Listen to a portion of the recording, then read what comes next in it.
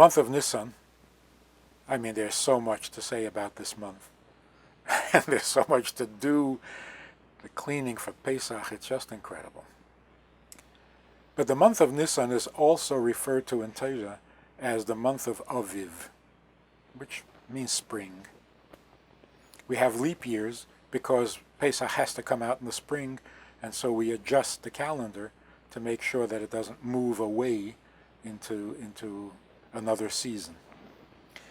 But everything in Torah is so meaningful, everything is so perfect, everything is so correct. Like, for example, the Rebbe's father writes that the word Aviv, which is spelled Aleph Beis, Yud Beis, describes the month of Nissan, not only because it's the season, or the spring, but because Nissan is the birth of the Jewish people. You might say that we were born in Nissan. When we came out of Egypt, we became a people. We were born as a people.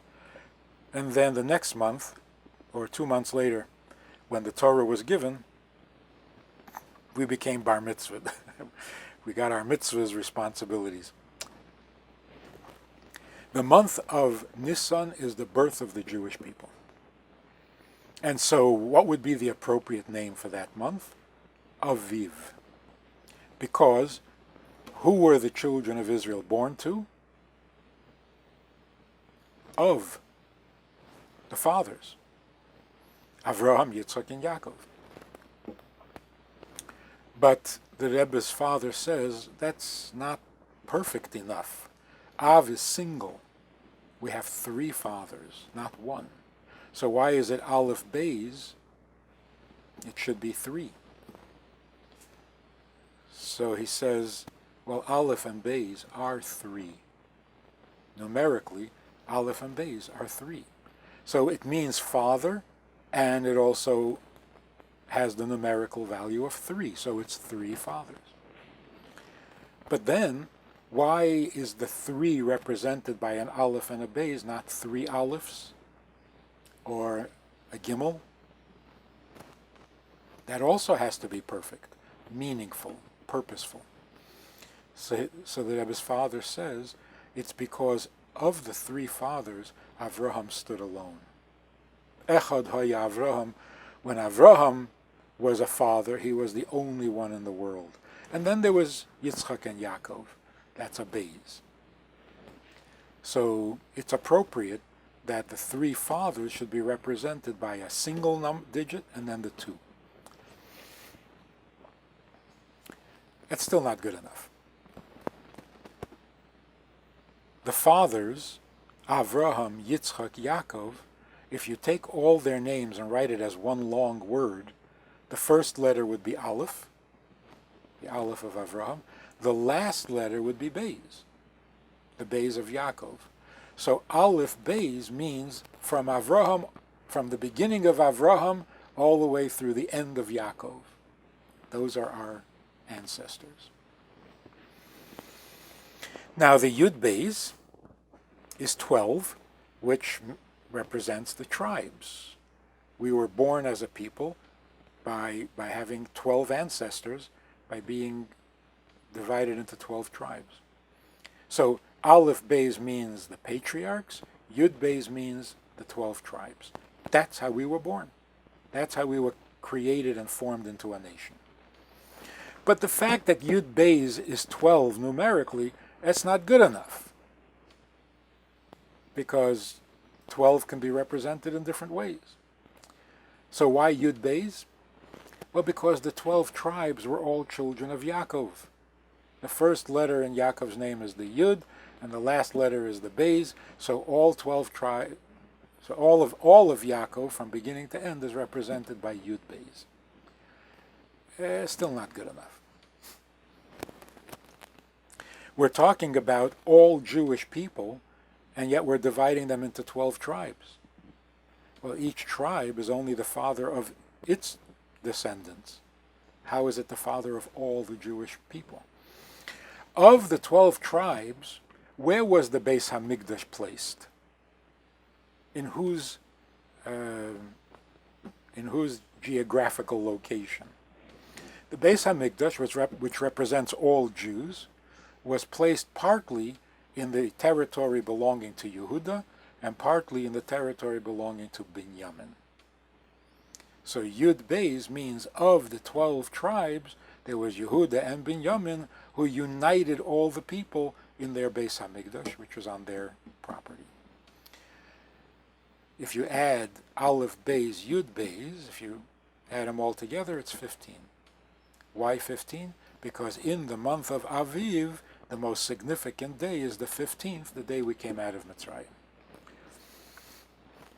So the month of Nissan basically means ancestors, the beginnings of a people. You know, the Rebbe's famous statement that no Jew is without a background because you're a descendant of Avraham, Yitzchak, and Yaakov. That's your identity, that's your background. So we might say that the month of Nissan is really the month in which our identity was born. We became who we are in the month of Nissan. The Navi says, God will always remember the kindness of your youth when you followed him into a desolate land with no food and no water. And you didn't ask, what are we going to eat? The enthusiasm of a bride who accepts the new identity, even though it's foreign. This is not her familiar bread and butter. And yet she follows her husband, she becomes her husband, she takes on his identity, she becomes Mrs. So-and-so, Mrs. Husband. The month of Nissan is a time to reflect on our identity. Not what are we, but whose are we? There's something very profound and very deep about never mind what I am, never mind what I think, what I want. Where do I belong? To whom do I belong? And there's the secular attitude or feeling that I don't belong to anybody. The rugged individual, the John Wayne personality. I don't answer to anyone. I am my own person. I go my own way. I did it my way. This is very unhealthy. It's very shallow. Talents don't make a person. Who you identify with, who you belong with, who you belong to, that's who you are. So if a person wants to know, what are you, who are you? And you say, well, I'm a Jew. What does that mean? Good Jew? Perfect Jew? Capable Jew? Knowledgeable Jew? Observant Jew? You don't go there, right? You just say, I'm a Jew, which means I belong to the Jewish people. I am a member of the tribe. How meaningful is that? To be mine, to be ours. A mother and father look down at a baby sleeping peacefully in a crib and he's ours. That is so much more powerful than he's cute, or he's talented, or he's got a lot of hair. If we can appreciate our identity, if we get strength from our ancestors, if we are connected to our bloodline, we are much healthier people. Knowing whose you are is so much more important than knowing what your talents are. And people who go looking for themselves, like back in the 60s and 70s, people who need to find themselves, where are you looking? You go away from your source, you go away from your family, you go away from your ancestors, you go away from your people. Who are you going to find? What are you going to find? You're going to find that you're good at something and not good at most things. You don't have to travel to India to find out that's the case. To know who you are, you have to know whose you are. Who do you belong to and who belongs to you? That's the month of Nissan. And that's why it is the greatest month. In the arrangement of the letters of God's name, the month of Nissan is perfect, because the arrangement is Yud and a Hey and a Vav and a Hey, and that's perfect. And that's why it's called the month of kindness. And that's why the miracle of Pesach, unlike the miracle of Purim, there was no concealment. This is so obvious. This is so upfront. So look at this beautiful arrangement. How you feel about your husband, nobody's business. That thrives in privacy. Showing affection to your husband physically in public, it belongs in private. That thrives under the moon, in the dark. But that you're married to him and he is your husband, that you shout from the rooftops. You invite everyone in town to your wedding. You want everyone to know. You declare it publicly in the sunshine. That combination is fantastic. When you go from Adar to Nissan and you have both the personal whose am I, which is public, and the personal, which is in what way are you his, what does that feel like? Well, when you have an inner life and a proper public identity, that's a very powerful combination.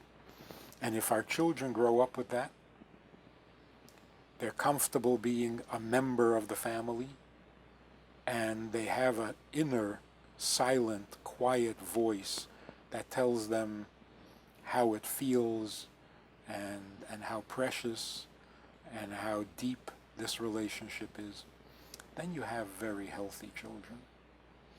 A child who is proud to be a Jew and quietly appreciates the nuances, the details of being a Jew, that's a great Jew. And you have, of course, if you want to contrast it, you have Jews who are so public about how religious they are. They're so public about the details of their Jewishness. But they're not very proud to be Jews. They're proud of how Jewish they are. They're not proud of the fact that they're Jewish. That's backwards.